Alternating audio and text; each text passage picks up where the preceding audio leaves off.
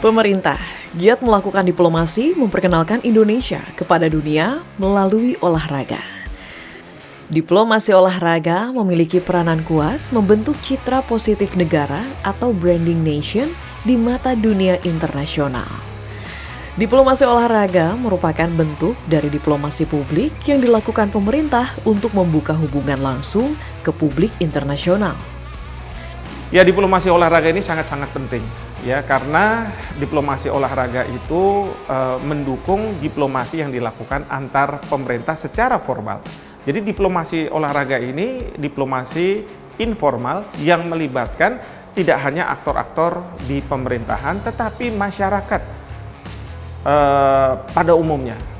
Saya katakan masyarakat karena di situ ada atletnya, lalu di situ ada pendukung dari timnasnya, dan kemudian juga bagaimana mereka berinteraksi satu dengan lainnya, bahkan dengan tuan rumah. Dan tentu tuan rumah juga bisa memunculkan budaya-budaya dari tuan rumah sehingga para atlet ini bisa paham, para pendukung bisa paham, bisa mengerti, mengapresiasi, dan kemudian inilah yang menjadi pendorong untuk penguatan diplomasi. Tidak hanya negara Indonesia yang melakukan diplomasi olahraga, bahkan negara-negara lain juga telah lama melakukan diplomasi ini. Dan sejarah mencatat keberhasilan diplomasi olahraga membangun persatuan, perdamaian, dan menjalin hubungan antar negara.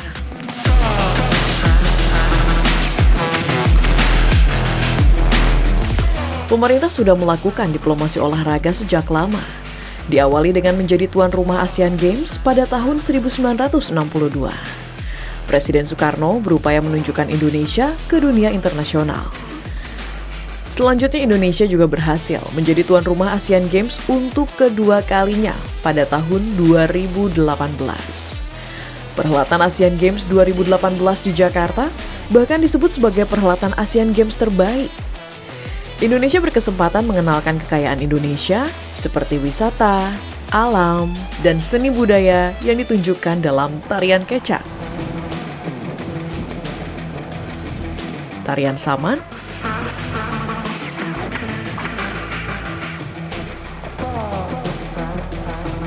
dan lainnya. Sehingga diplomasi olahraga juga menjadi ajang promosi wisata Indonesia.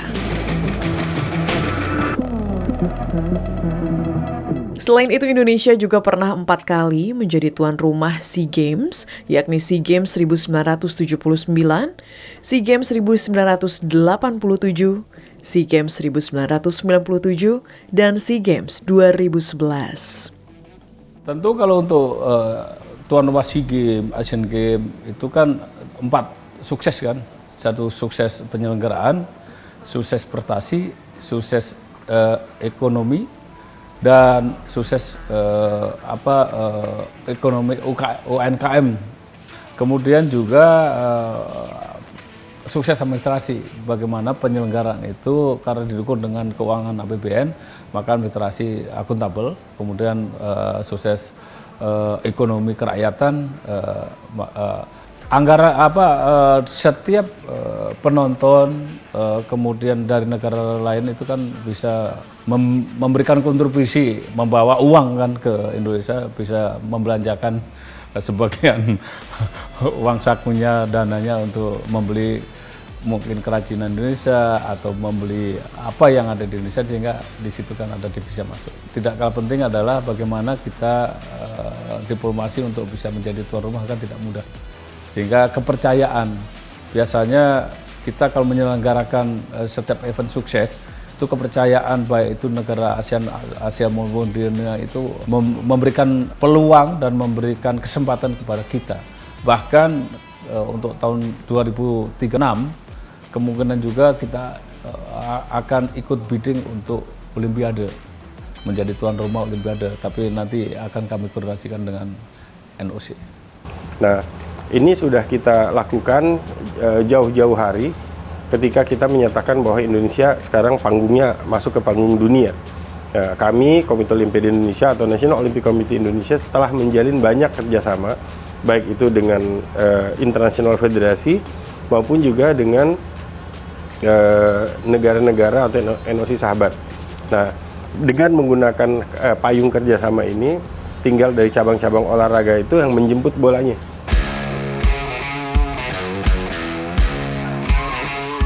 Saat ini, Indonesia juga gencar melakukan diplomasi cabang pencaksilat dan bulu tangkis.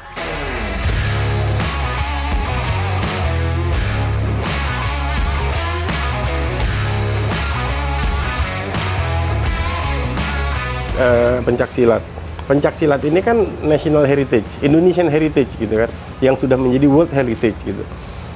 Kita bangga punya pencaksilat, apalagi pencaksilat itu international federasinya ada di Indonesia. Satu-satunya international federasi yang ada di Indonesia itu ya pencaksilat, ini punya kita gitu. Nah, tapi bagaimana kita mengeksplor sehingga setiap Komite Olimpiade Indonesia atau NOC Indonesia bertemu dengan negara-negara lain, salah satu diplomasinya itu adalah pencaksilat. Bagaimana mereka bisa mengembangkan pencaksilat di negara-negara yang belum ada pencaksilatnya. Pemerintah Indonesia berhasil melakukan diplomasi olahraga pada perhelatan SEA Games 2023 di Kamboja. Indonesia dan Kamboja berjabat tangan erat melakukan pertukaran olahraga bela diri asal negara masing-masing, yakni pencaksilat dan kunbokator.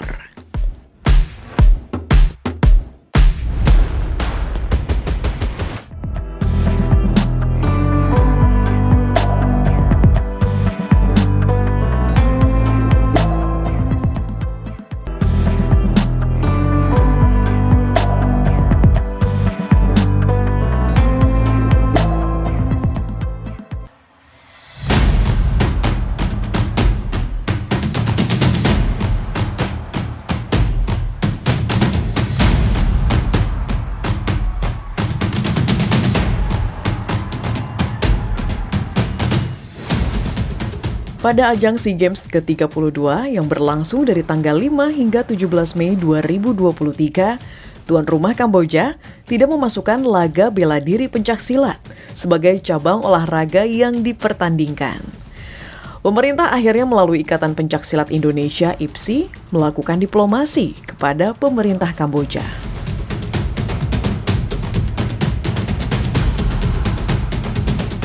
Jadi begini, ketika itu ada ASEAN Defense Ministers Meeting. Jadi Pak Prabowo sebagai Ketua Persatuan Pencaksilat Indonesia datang ke Kamboja, dan ternyata setelah itu ada MOU memang antara Persatuan Silat Indonesia dengan Kunbokator. Jadi silat akan dipertandingkan di SEA Games, tapi Kamboja bilang kami kan nggak bisa silat, jadi tolong diajari. Kemudian Kamboja juga bilang Kunbokator akan dipertandingkan, maka Indonesia bilang ya ajari kami kayak gitu. Maka kemudian terjadilah pertukaran itu. Dengan adanya kesepakatan antara Indonesia dan Kamboja, maka pertukaran ilmu olahraga bela diri masing-masing negara, yakni kunbokator dan pencaksilat pun berhasil dilakukan. Indonesia membentuk tim nasional kunbokator jelang 6 bulan gelaran SEA Games 2023. Kalau untuk tantangannya, ya memang banyak ya. Karena yang pertama, kunbokator ini yang pertama kali diadakan di Indonesia. Kemudian kita juga pertama kali untuk mengirimkan ke SEA Games.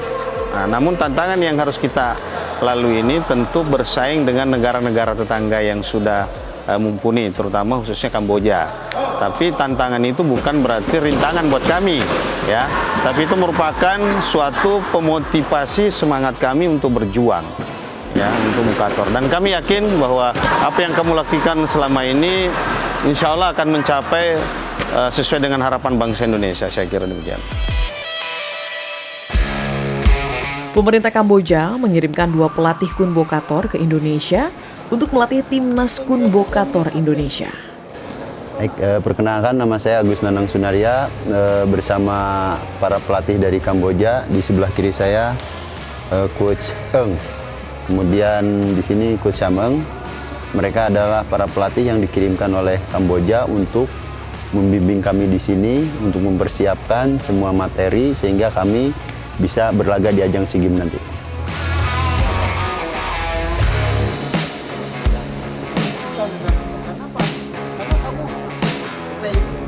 Assalamualaikum. My name Khoi Samay. I'm come from Cambodia. I'm coach Bogota. I'm a coach fighter for fighting for the prepare for the SEA Games. Kun Bogota in Cambodia.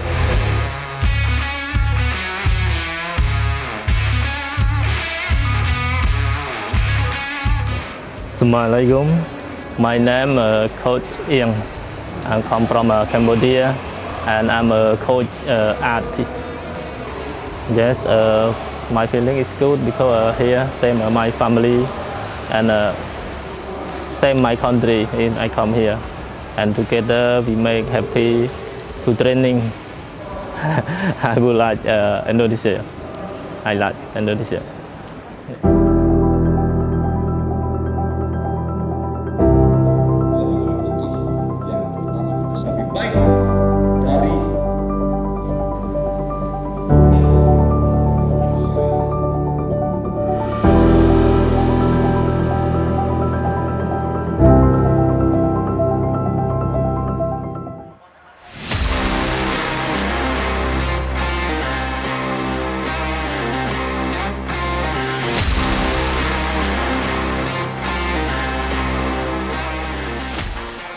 Perdana, Timnas Kun Bokator berlaga di multi-event internasional SEA Games ke-32. Berkat kerjasama yang baik antara pelatih Indonesia dan Kamboja, Timnas Kun Bokator berhasil menorehkan prestasi gemilang dan meraih 11 medali yang terdiri dari 3 emas, 2 perak, dan 6 perunggu.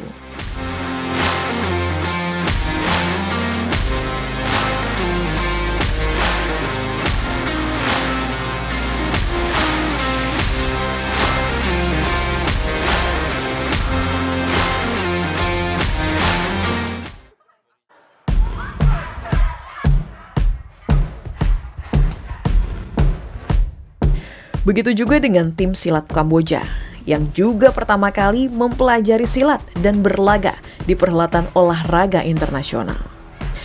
Indonesia juga mengirimkan pelatih pencak silat bagi tim asal Kamboja.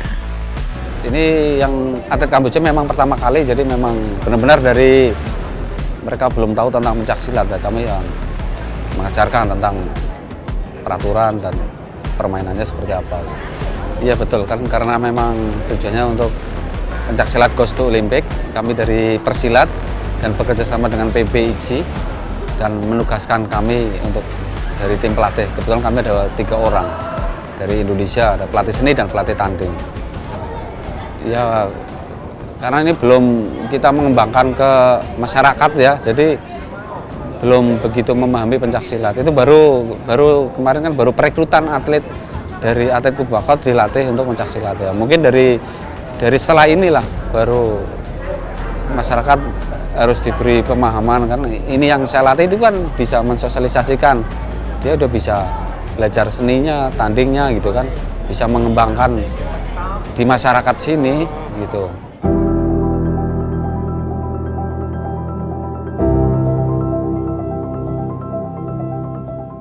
Kalau menurut saya sih diplomasi budaya, diplomasi olahraga itu cukup efektif untuk mengeratkan hubungan antar bangsa, terutama antara bangsa Indonesia dengan bangsa Kamboja. Sebagai contoh misalnya kayak gitu kan, sebenarnya sih di lapangan kayak gitu. Ketika atlet-atlet Indonesia bertanding misalnya, kemudian rakyat Kamboja melihat bahwasanya, oh ternyata Indonesia jago-jago ya, kayak gitu kan, di cabang-cabang olahraga tertentu gitu.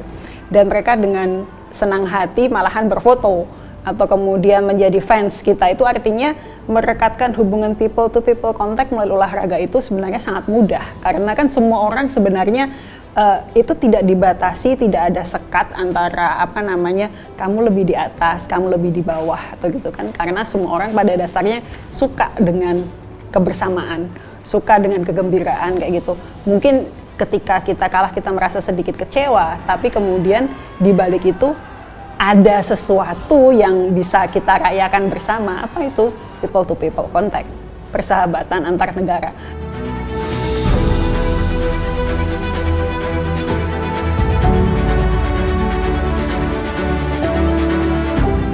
Di Diplomasi yang dilakukan pemerintah Indonesia dengan Kamboja agar pencaksilat dapat dipertandingkan merupakan salah satu bentuk kesungguhan pemerintah Indonesia menjaga diplomasi olahraga melalui pencaksilat tetap terjaga.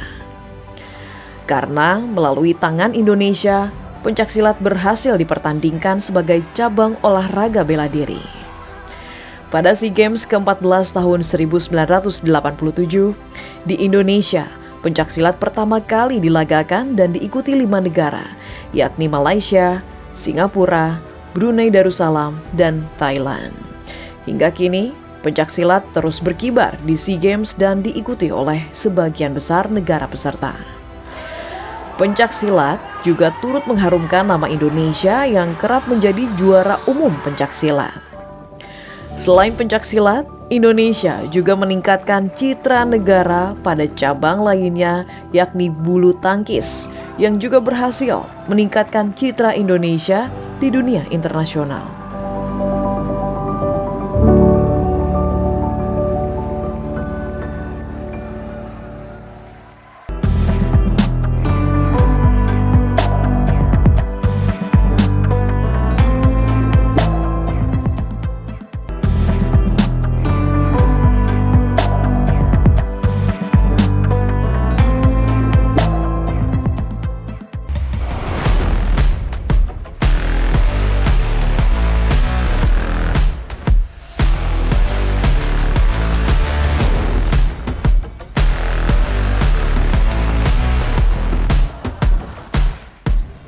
Bulu tangkis merupakan olahraga yang paling sukses meningkatkan citra Indonesia di kancah internasional. Pemerintah Indonesia sering menggunakan diplomasi bulu tangkis untuk meningkatkan persahabatan antar negara. Sejarah menunjukkan, dibandingkan olahraga lainnya, bulu tangkis menjadi olahraga yang paling berpengaruh di Indonesia. Olahraga ini kan sebenarnya adalah sebuah sarana kita juga untuk bersatu.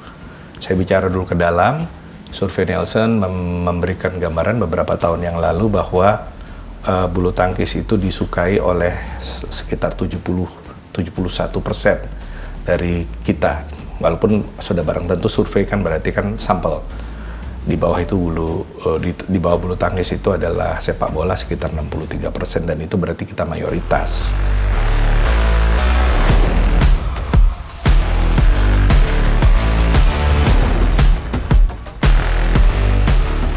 Di Indonesia, bulu tangkis sebagai olahraga itu kita berhasil memperlihatkan adalah instrumen yang dapat mempersatukan kita. Nah, kemampuan olahraga ini untuk menjadi sebuah katakanlah alat komunikasi antar bangsa untuk diplomasi itu akan sangat dipengaruhi oleh tingkat kesukaan, tingkat popularitas olahraga ini di negaranya masing-masing.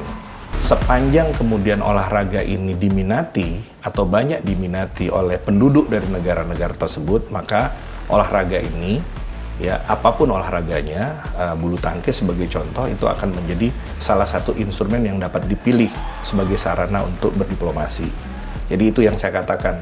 Dan sejauh ini cukup berhasil karena apa? Karena kalau di Indonesia kita bukan hanya punya atlet-atlet yang berbakat dan berprestasi, tetapi kita juga mengirimkan, bukan artinya ekosistemnya ya, jadi bukan secara formal. Nanti kalau ditanyakan apakah kami secara khusus mengirim, enggak. Tetapi ekosistemnya itu bisa menghasilkan tidak saja atlet-atlet yang berbakat, tetapi juga pelatih-pelatih yang handal. Konsep diplomasi itu kita mengenal yang namanya non-state actors. Non-state actors itu adalah para pelaku diplomasi non-negara. Kalau saya sebagai diplomat adalah state actors, aktor negara. Nah, para atlet yang selama ini berlaga ke luar negeri, mereka adalah para non-state actors karena mereka bukan diplomat tapi mereka melakukan diplomasi people to people.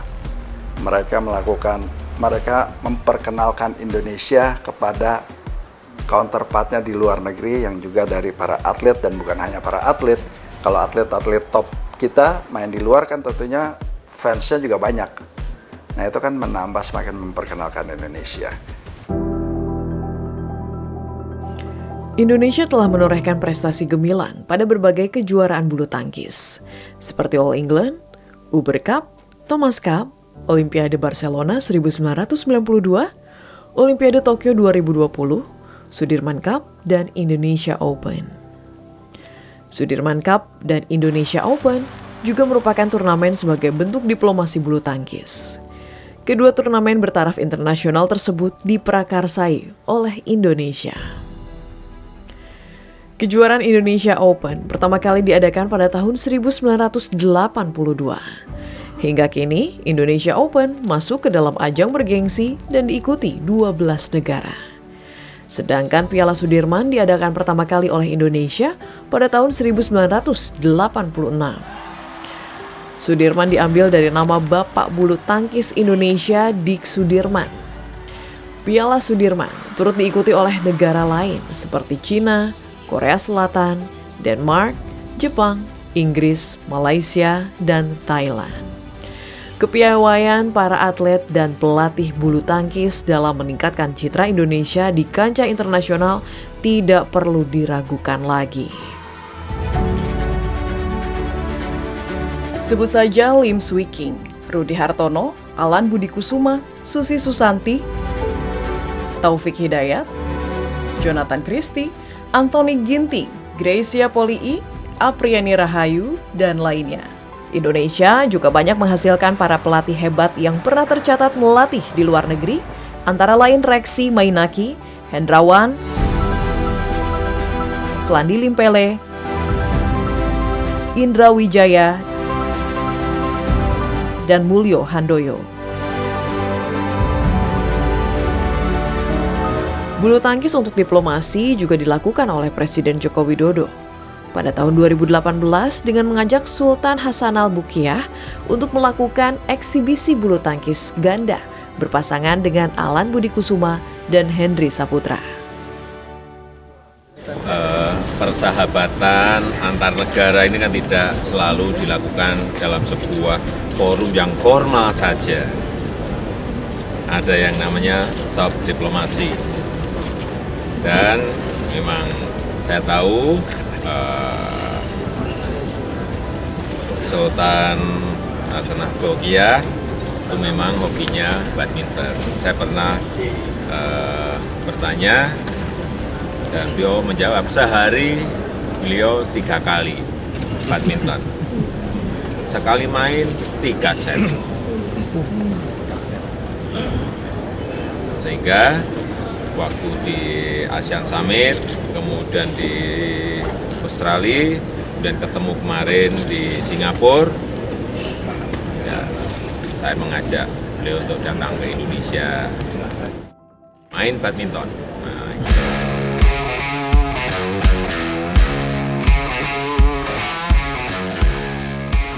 Cabang pencaksilat dan bulu tangkis merupakan sebagian cabang olahraga yang digunakan sebagai alat diplomasi olahraga yang berhasil meningkatkan citra positif Indonesia di kancah internasional.